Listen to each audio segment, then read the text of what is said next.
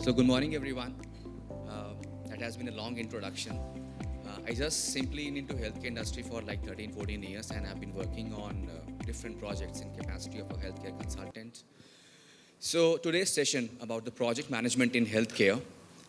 Before we start, I just wanted to know how many of you have actually been working into projects in any sort of in your organization. So that's great. So since we have also a time constraint, so I will not go too much into the basics of project management.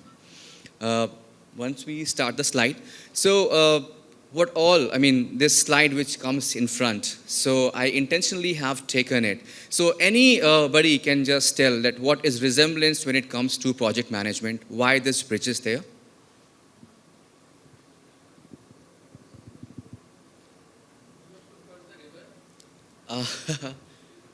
Okay, just hang on till here. Yeah. See, the purpose was that what actually a project does is it bridges the gap between your existing situation versus what you look forward for. So whenever we make any bridge, when we want to reach somewhere, the bridge has to be very, very sound, technically, structurally, and functionally. That's what the purpose is. Now, when we say about bridging the gap, so project actually helps us into bridging the gap between the expectations and reality as of now. Now, what make project different from the conventional working? Why typically every day, we go to office, do we actually are a part of project, or is it something different? What actually segregates project from the daily work life? Focused, structured, time bound, yes. What else? Result oriented, start and end, yes. Don't we do all these things typically in our daily life or in the office? We do, but certain times we require certain specific outcomes to be achieved, for which we need to have some sort of time allocation, some resource allocation, because if we continue to work conventionally, then these things will take a hell lot of time, they will continue, but I have a short and limited time span to achieve my objective. So whenever any such condition arises, we open up a project. So project in itself is, just go back to the last slide, please. No, you're coming to the end. Second slide. Second. Go back. Yes. So project is unique. It's time bound. It is resource intensive. What kind of resources typically we put into a project? Manpower, finance, most important. Nothing runs without it. Then you might have some physical requirement, machineries, equipment. Now, why this is important? Because whenever you start a project, you need to identify all these resources. Because if we do not do this, when we open up a project, we do not end up on the right time. And then it serves a specific purpose and it needs a dedicated team. Now, the last one, it is flexible. Why is it flexible? Do we need to be so flexible when we are talking about a fixed start and end date? Why? What kind of flexibility we look forward for when we talk about project management? Your team member may leave, right? And because of any delays in the project, because things are interlinked. If you start today one thing, you finish it off, then you start another thing. So there should be some flexibility in the project which you have to foresee and put it into your project charter when you start, that this thing should continue. If this does not happen, then I should have a plan B. Because project has to continue, so if it is not flexible while we are on the course of the project, then it becomes a problem for us. Yes, next slide. Yes, that's what you call as flexibility. Because if you are able to manage everything on time, there are no delays, no lags in the project phases, then you finish off early. So that's a compliment for any project manager. Now, another thing is, do we work on a project for every little problem? So this graph I've specifically taken because in my career, over the past 15 years, typically this was a confusion which I've seen among the clients, among the team, that what should be done with this problem. So just for an example, a few days back, I was in Africa assessing one hospital. Now, the owner of the hospital came up saying that you are doing so many things in the hospital. Also, let me identify if I need to have a dedicated team to identify one problem. Because in the lift lobby, during the peak hours, there is a lot of crowding which happens and patients keeps on complaining. Now, once we went over there, we observed it for a day, for a two. Then the reason was actually that they had put the biometric machine into the lift lobby. Right? Now, do I need to have a project for identifying and solving such kind of problems? Do I need to allocate so much of time, so much of resources, money on this? No. So every problem does not need a project to be opened for. When we decide any project, we have to keep these things in mind, whether, previous slide only please. Yeah.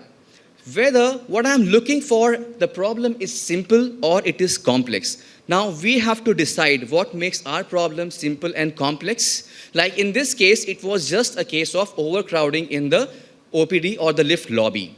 But again, here on the bottom side, we see that what could be the probable solution. Now, having overcrowding at the OPD is not impacting my revenues too much. It's a temporary concern for the patient. And if I see that there is a solution for the problem, then you just find and fix it. You don't need to invest too much into it.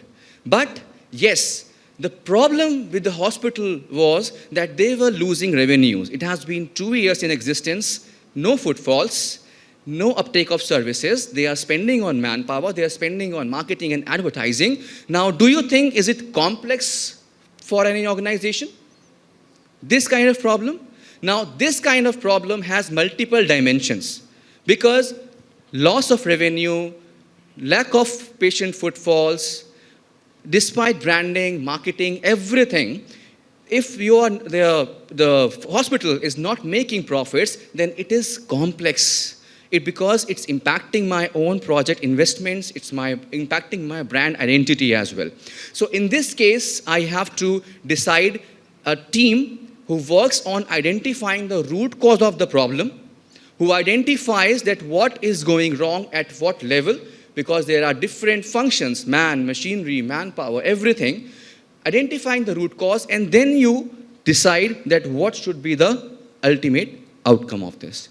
So whenever we decide on any project, we have to be very, very specific and careful that can this problem be solved or fixed with a little effort, and if this makes sense for me, then I go for a opening of a project. Now, when I say let's decide that whether we are doing a project or not, so what should be my next concern? There can be multiple opportunities. But what makes you decide that out of 5 projects which you are selecting, which you should go for? So I'll show you a slide later on. Typically, the vision, mission, and the strategy of the company will decide that what you want to do. Okay, we will come to that later. Now, next slide, please. Yeah. So just in a nutshell, that project management, project needs a cost. There is a scope, certain objectives which are supposed to be achieved.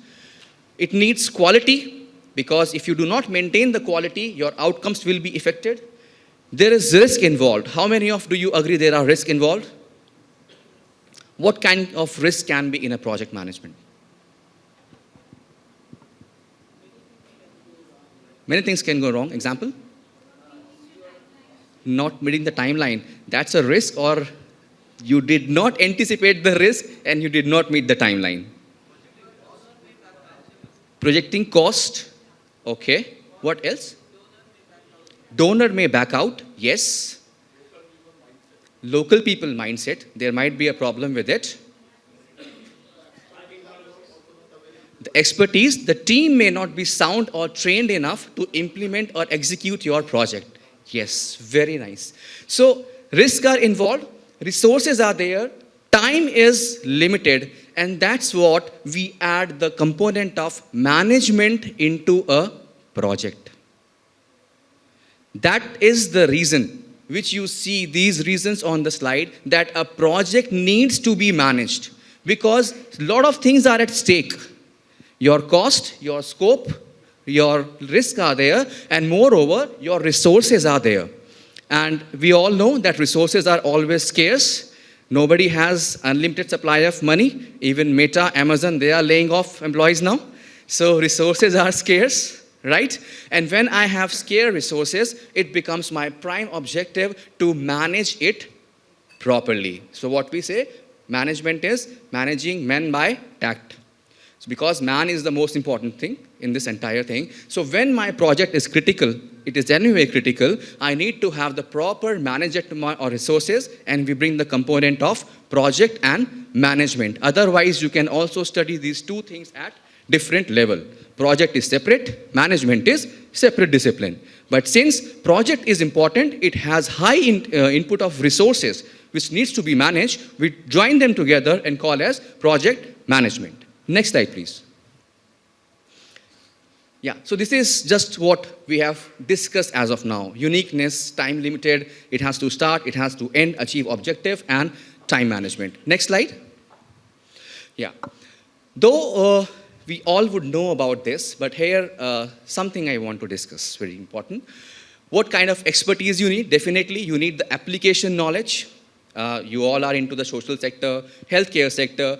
I mean, if you call tomorrow a person from engineering background or automobile background to work on a social sector product, it might be difficult for him. He needs to go back to the basics and understand it. So always, it's good to have application knowledge. Now, second thing, very important, understanding the environment. What do we mean by this? Local context. What actually is environment when I talk about project management? The team, stakeholders. Yes, ma'am? The objective, no. You got it right now. So when we say about environment, it's simply two environment. So I've been into industry for long, but now into academics, so I have a bit of academic flair. So when I tell my students that how do you understand environment, so just simple thing, you take yourself as a business entity. So we as an individual have two components. One is our internal environment, for which we talk a lot about meditating and getting our energies right, because we are governed by this. So based on our internal capabilities, we take a call what we have to do in life, because that decides. Now, external environment is everything around me. You are my external environment because it presents opportunities to do the things. So based on my capabilities, internal environment, I will decide that what opportunity should I pursue in the external environment. So for project management, there are two environments, again, internal, external. First, we come to external. Now, it's very important to understand whenever you decide on any project that what are the external environment and internal environment available, what could go wrong in these paradigms. For example, external environment, let's talk about physical environment. What could happen or what could be the physical environment?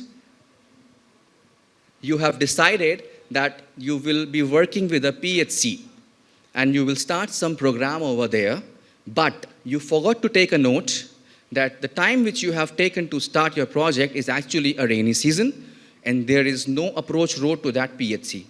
You have already got the funds. What happens now? Right? So, just one example of assessing the physical environment. It's very important to understand that what are the physical boundaries, geographical limitations which my project could have. You may have bid for a project, but you forget to build in the cost that it takes time to travel and your team would be traveling. There is no flight accessibility, there is no bus accessibility. You need to have a cab only for it. Your budget will shoot up because if you have to take a couple of more extra visits to that location, it will be a problem for you, right? So physical comes once. Then could be the social environment. What could be the social environment? Involvement of people. A lot of people think about the project. Yes. See, I'm specifically talking about social environment because in typically for NGOs and in social sector, this becomes very important. You are talking about menstrual hygiene in a remote village of Rajasthan, but the village is male dominated. The moment you enter, people stand in front of you like this. You cannot tell these two are ladies. You are spoiling it and you are thrown out. Right? So, understanding the social culture or social environment becomes very important, and this you have to do at the initial phase only, because if you miss it there, then you regret later. Right? Next environment could be legal environment. Very good. Yes, ma'am.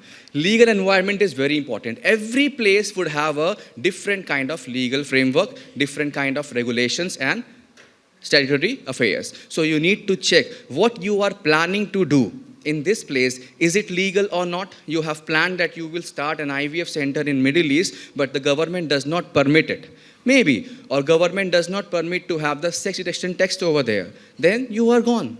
You cannot have anybody being aborted in the country. You are gone. So go for the legal requirements. Another thing is your when you talk about social, also go back to the, when you talk legal and social, so something very important like, what are the resources which you need and how do they behave? I'll just give you an example. So when I was working for this Booth International Circuit, this JP Healthcare for the Formula One racetrack, so when the project started, they actually did not consider that availability of labor would be a challenge, right? Because everything was going very well, very smoothly. On the backside, there was a scheme called Manrega, right? So when the project was in the mid, a crisis happened. 4 days and there is no labor, and you have a strict timeline to follow. Formula One International is following up about the availability of medical center in the Formula One racetrack, completion of the racetrack, and everything is done, but there's no labor. What to do now? Because labor has an opportunity. They were getting paid for 200 days, sitting at home, so they did not bother coming to your own location. What to do now? Had somebody anticipated this initially, so what could have been done? They could have taken a mitigation strategy in parallelly. And what could have been the mitigation strategy for this? If I know that there are certain challenges in the environment, for example, this one, what could have been done? Arrange for them to be brought to the place, yes, but then again was a challenge because the location was so remote, it was so distant, 55 kilometers away, that they literally had a challenge of maintaining so much of logistics. I'll tell you, my personal expense was in 45,000 for cab only, coming from Dwarka to Booth International Circuit. What could have been done? We could have some specific rooms allocated. We did not have food arrangement. We did not have specific arrangement for the stay of the people.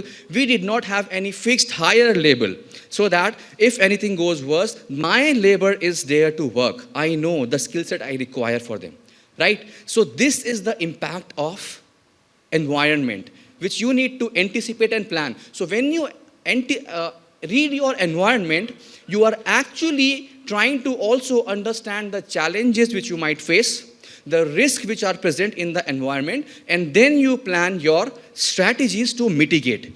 Because if I do not plan my strategy to mitigate the risk, then I cannot plan that what I have to do in my project. You all know about the work breakdown structure. You distribute your project, disintegrate your project into different tasks. So if I know that the risk presents are there, I will build mitigation for that risk in my task. If I do not know, I will miss everything. Another example of culture. Another project I was working in for another healthcare company, they had hired a designer for their company, for a healthcare venture from Thailand. Now, this designer was well known to design the facilities in that region, Thailand, Bangkok, and everywhere.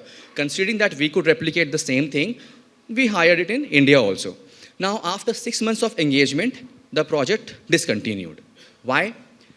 Because The same team sitting over here had a different requirement and a different mindset. They wanted to have a designer from Thailand, but wanted to replicate something only for India, keeping in mind the Indian population and not the Western population. The designer who came to India, he had a thought that these people are looking for something Western, that's why they have called me up. So every design used to be different from the expected design of the team. Secondly, the designer had a very strict timeline and fund and team allocated because they work on very strict timelines, While over here, the things were like, okay, you give the drawings, we will review and we will come back to you. It never happened. So ultimately, the project discontinued, right? So you have to build in. If you had known this, or maybe the designer had known this, he would have taken a person of a local capacity who knows the Indian dynamics, who can continue to work with these people, and the project could have taken off very well, right? So understanding the requirement of my stakeholder and getting the environmental assessment done becomes very important.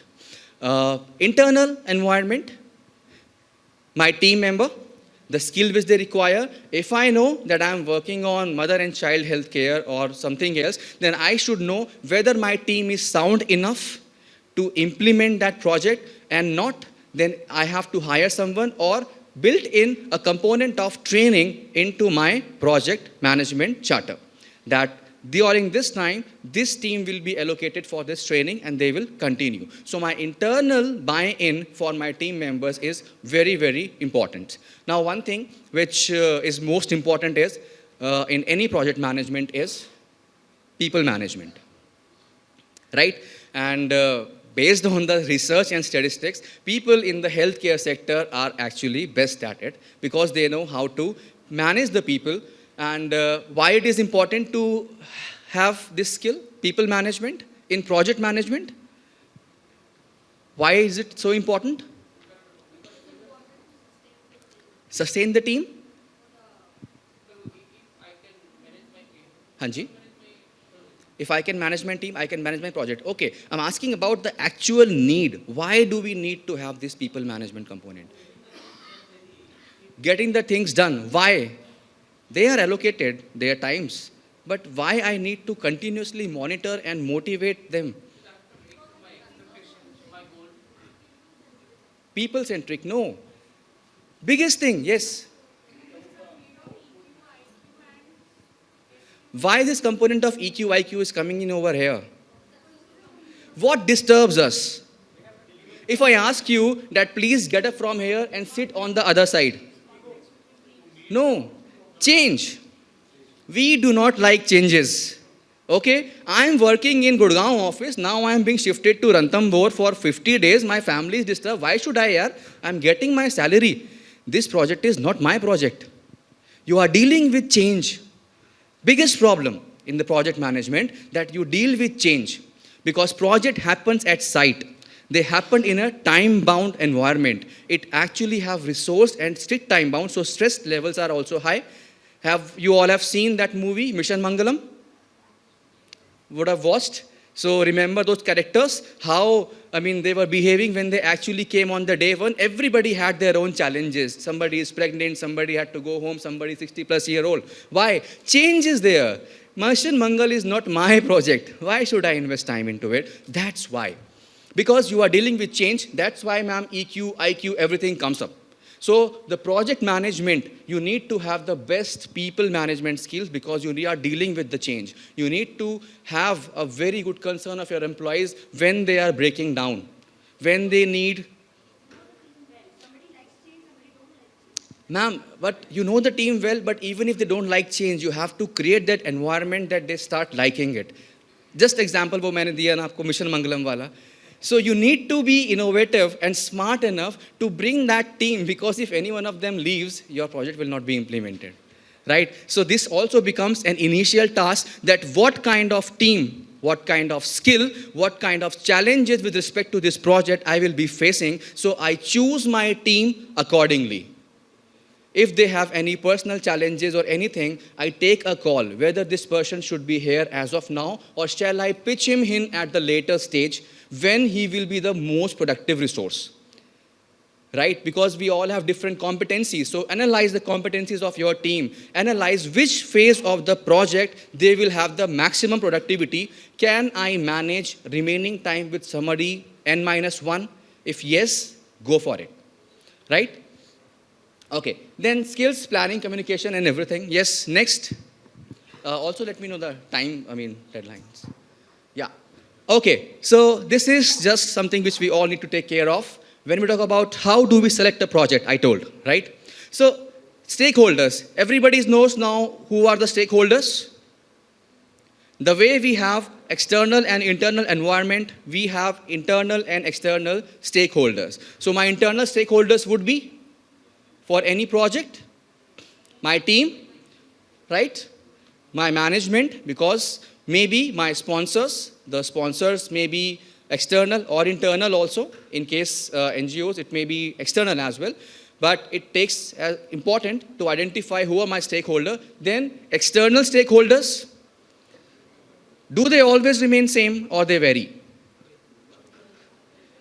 Some will remain same, largely, right? But some will vary. And why it is important to understand the stakeholders over here? Why do we talk about it in a center? Everything is linked to stakeholders. Why? That's important, ma'am, at the end of the project submission of report. But during the project, engaging your stakeholders in the right manner, identifying the right strategy to engage each and every stakeholders is very important. And before the project, listening to your stakeholder, what they want. You are working on some social innovation project, but you have forgot to talk to the lady over there, understand the challenges which she faces, and you started a project. You decided that what task I will implement. So will it be fruitful? No. So, but how it happens is that you need to have the right framework to identify your stakeholder. So you identify stakeholder, what role government would play in my this, what role Jila Panchayat will play, what role Gram Panchayat will play, what role Sarpanch and every other stakeholder, what is the customer and who is my key target consumer I'm looking for. Go and talk to that consumer. I'm thinking this, but do you agree that this is the real problem or you have some other challenges while doing this? Once you do this, you got a lot of information. And also, it gives you a way to decide that how you will engage. Do you need to involve every stakeholder into your project every time? No. Right? Because the media would just come and take the press bite. The panchayat people will just come and take the follow-ups. But you should know that they are important because if they put a full stop, you can't do your project.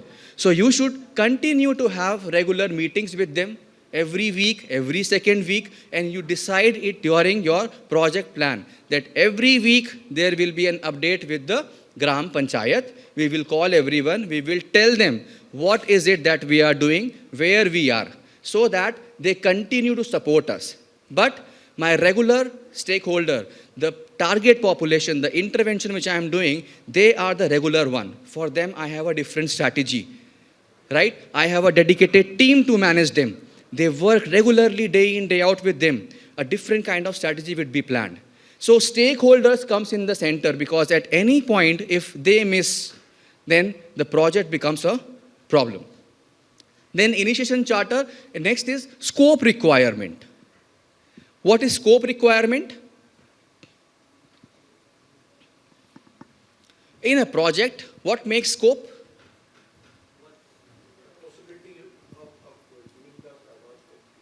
The possibility in future? Anybody else? What is the scope? Outcome. Okay. What you are trying to achieve. And yes?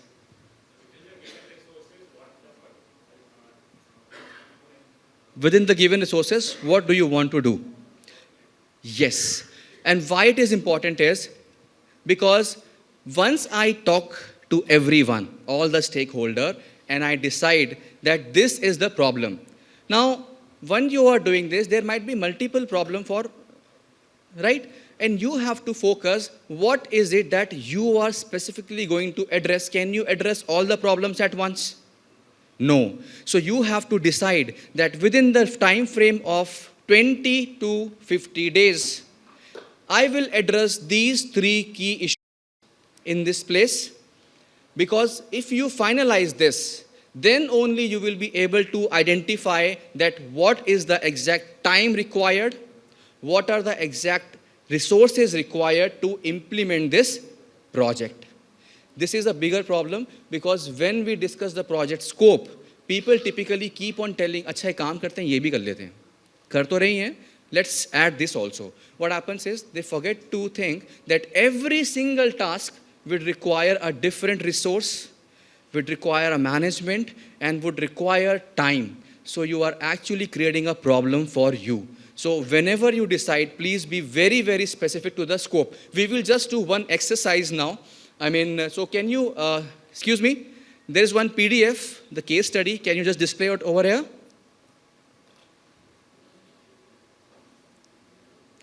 Rest of the things are the management part, which you have to do. But what you need to get right in the initial phase is stakeholders and your scope requirements. This is where typically we miss every time. Yes, case study, PDF.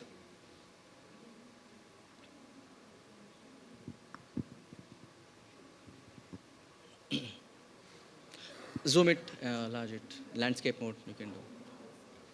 So this is, we couldn't get the printout, sorry. So this is just a simple case which is in front of you. Can you zoom it a bit? So this actually is from a realistic situation. I have taken at Jharkhand, but it actually happened in Chhattisgarh. So the problem was that the number of institutional deliveries at the PHCs were going down. Right? Now, the entire team sat together and they tried to identify the problem. So when they made this fishbone diagram, plus pair, वहाँ से plus कीजिए उसको. Yes. Okay. So emergency meeting has been called by the DM of Jharkhand. And of late, a recent survey has shown that there are some troublesome trends beginning to appear in one of the PHC.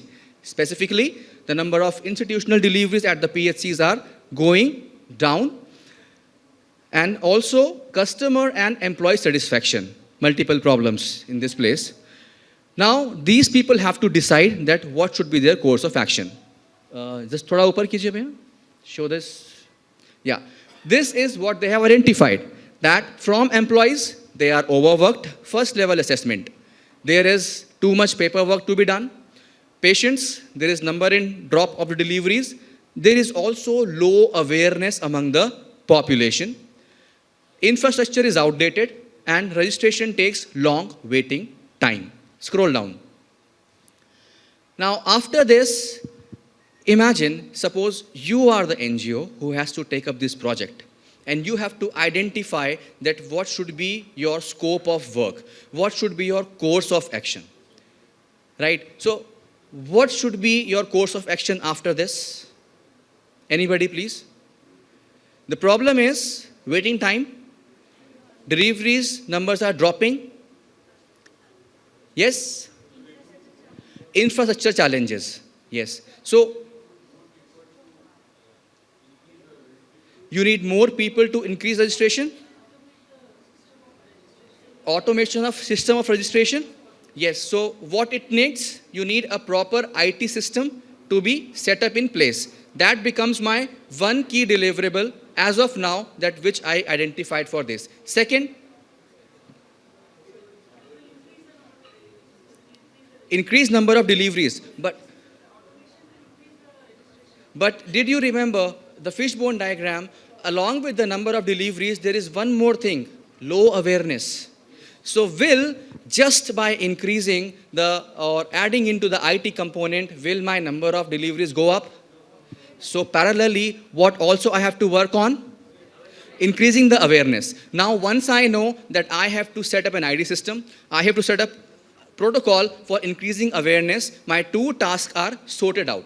Now next level, my exercise would be to decide that what should be my action to increase the awareness level. Then you decide your subtask. Time up? No. Okay, we'll just Okay, finish so off. I think we have 1 minute left for you. Okay, that's Sorry great. for the inconvenience, No but problem. you have time constraints. No problem. So then you decide that what should be my next task. Low awareness, I should take like some kind of your FM radios. I may have some camp picnics for the mothers over there. I may follow up strictly the antenatal and prenatal periods over there and actually start monitoring them and also identify that why low awareness and low number of deliveries. Is there a leakage to private hospitals? If yes, then what makes them to go to private hospital becomes my action that I have to address it then and there. Then I decide that what is my project scope. Identify 1, 2, 3 things and I decide this is my first 3 months target, next 4 months target and decide my team and resources accordingly. Okay. So anyway, we have time constraints. So thank you very much. Thanks a lot.